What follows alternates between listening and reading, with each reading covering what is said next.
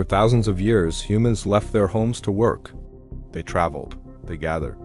They sat in rooms together and called it productivity. Then, for reasons too recent and too familiar to revisit, many of them stopped. They stayed home. They worked from the place they also slept, and ate, and watched television, and avoided doing laundry. Some returned to the office eventually. Some did not. This is the story of those who did not, and what became of them. At 8:55 a.m., the remote worker opens his laptop.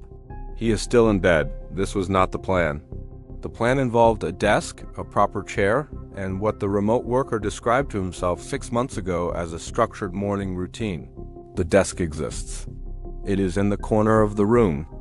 It currently holds a monitor he has not turned on in 3 weeks, a charger for a device he cannot identify, and a small plant that is asking for very little care and receiving even less.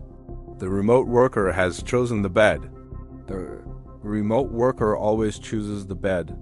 He props a pillow behind him and opens his emails with the posture of a man who has made peace with his choices. The home office is a habitat full of predators. The first is the refrigerator. It is 11 steps from the remote worker's bed.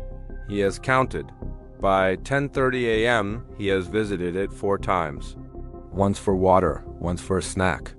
Once to check if anything new had appeared since the last visit. Nothing had appeared. He checked anyway. The second predator is the couch.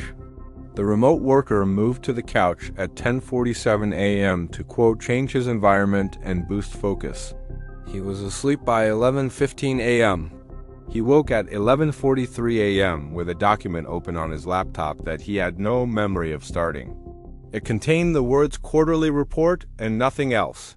He saved it. He closed it. He returned to his emails.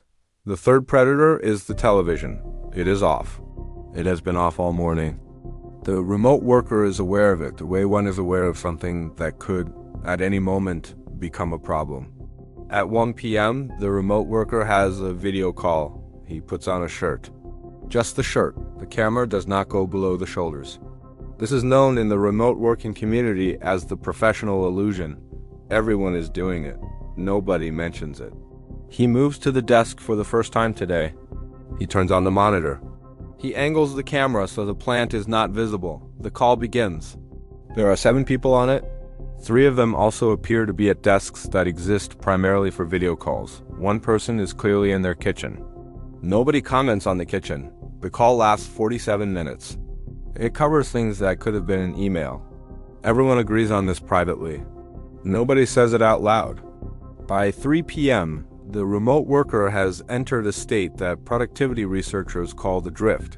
He is technically working. His laptop is open. A document is visible. His hand is near the keyboard. But he has also read an article about a man who sailed around the world alone, watched a 4-minute video about deep sea fish, and spent 11 minutes reading reviews for a restaurant he will never visit in a city he does not live in. This is not procrastination, the remote worker tells himself. This is research, broadly defined. At 4:47 p.m. he enters what is known as the panic hour. This is when the work that was available all day is completed with remarkable speed and focus. The quarterly report, somehow, gets done. It is sent at 4:58 p.m. The remote worker considers this a productive day. At 5:01 p.m., the remote worker closes his laptop. He has not left the apartment.